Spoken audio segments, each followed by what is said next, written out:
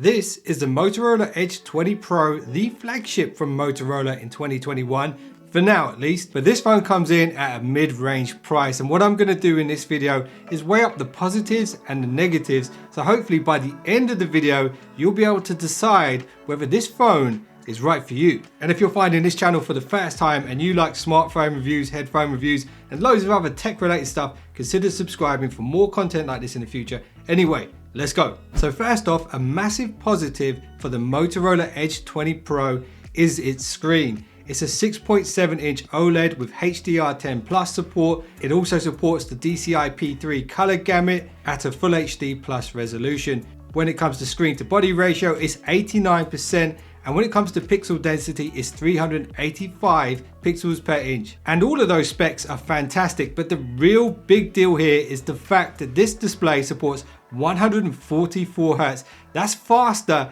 than pretty much all of the other flagships right now, including all of Samsung's latest lineup. So like that girly boy band BTS would say, this phone is smooth like butter. Or as we would say in England, butter.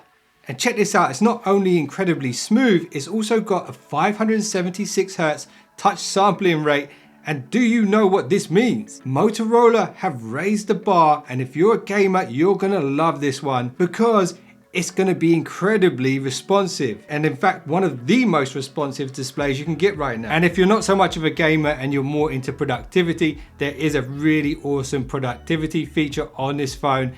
And one of the downsides that I think people will say about this particular display is, why didn't they go with QHD? Well, they could have, but they didn't. And I think they did that to keep the battery usage efficient and also to keep that price down as well. And quite honestly, when it comes to a screen at 6.7 inches, Quad HD is not going to make a huge difference. Only a true smartphone connoisseur could really tell the difference. But here's a couple of things to keep in mind. This awesome display is protected by Gorilla Glass 5, which is still very tough, but not quite as resistant as Gorilla Glass 6 or the latest Gorilla Glass Victus. And as well as that, there's only a single firing loudspeaker built in, which means in order to get the most out of the display on the Edge 20 Pro, you will need to use a set of headphones. But here's another downside. There is no analog headphone jack. But check it out. Here's another positive. The operating system is a very clean Android 11 experience with some Moto controls thrown into the mix. Moto have also promised 2 years of security updates, and they've even got their ThinkShield business grade security on there as well. So if you're security conscious, you don't really need to be with this phone. So that's all good stuff. And a couple of tweaks that I really like here is the way you can customize gesture controls, and you've also got gaming tools when you're playing games to make sure you're getting the optimized experience. And there's also the ability to map functionality to taps on the power button. So that's cool. And there's even a Google Assistant button on the left-hand side. And inside the device, we have 256 gigabytes of fast UFS 3.1 storage, which should certainly be enough for most people. I've kind of got used to 256. I always default to 256 gigabyte whenever I'm given the choice because that's enough for me.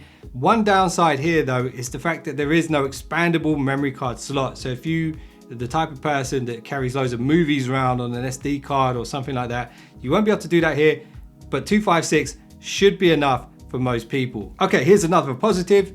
The Moto Edge 20 Pro does have a Qualcomm Snapdragon 8 series chip in it, but it's not the highest. It's not the Snapdragon 888. What we've actually got is a slightly lower Snapdragon 870, and this again is reflected in the price. It certainly is a formidable chip, and Motorola have even thrown in a true flagship level 12 gigabytes of DDR5 RAM. And this is going to keep everything flowing really nicely. And the Snapdragon 870 also supports 5G and can even support 2 5G SIMs at the same time, which is good because this phone has a dual SIM card tray, and it supports Wi-Fi 6 as well. So you can expect very good speed and very good power here. And from my experience testing this chip, it handles heavy gaming really nicely. So the obvious negative here that people are going to bring up is, why didn't they throw in the Snapdragon 888 or 888 Plus? Well, it comes down to price. So if the manufacturer buys an expensive chip, that means the product's going to have to be more expensive. So they've kept that down. They've still got an 8 series chip, but they've kept the price low by not going for the 888. So anyway, here's another upside. There is a 4,500 milliamp hour cell built in to keep that incredibly fast and responsive display going all day. And Motorola don't care about the polar bears, and have thrown in a 30-watt turbocharger in the box, which will deliver you 9 hours of power in just 10 minutes. I'm only joking, I'm sure Motorola do care about the polar bears, but I always think of it like this. If you don't ship the charger and then you have to buy the charger separately, that means there's a separate bit of packaging, separate bit of plastic, separate shipping costs. So in the end, are you really saving anything? Let me know where you stand when it comes to chargers in boxes. Okay, so here's the downside to the battery side of things, and it's the fact that we don't have wireless charging here. Now, this isn't going to matter to some of you, but to some of you it might. I'm kind of 1 foot in and 1 foot out when it comes to wireless chargers. I have them around, but I tend to use a wire whenever possible. If I'm sitting at the desk here, I can throw the phone on the wireless charger, but I wouldn't miss it if it wasn't here. So once again, here's another question for you. Where do you stand on wireless chargers? So here's a big upside in my opinion, and it's the camera configuration. We've got a massive 108 megapixel primary shooter. It does use pixel binning as standard, but you can also shoot in ultra mode as well, so you can get the full 108 megapixels. And this primary camera can even shoot up to 4K 60 frames per second and even 8K at 24 frames per second. So we've got good video functionality. Then we've also got a 16 megapixel ultra wide shooter. And on top of all of this formidable firepower, we've then got an 8 megapixel sensor with a 5x optical zoom. And it's in that periscope format that we've seen before on Samsung and Huawei and Xiaomi phones.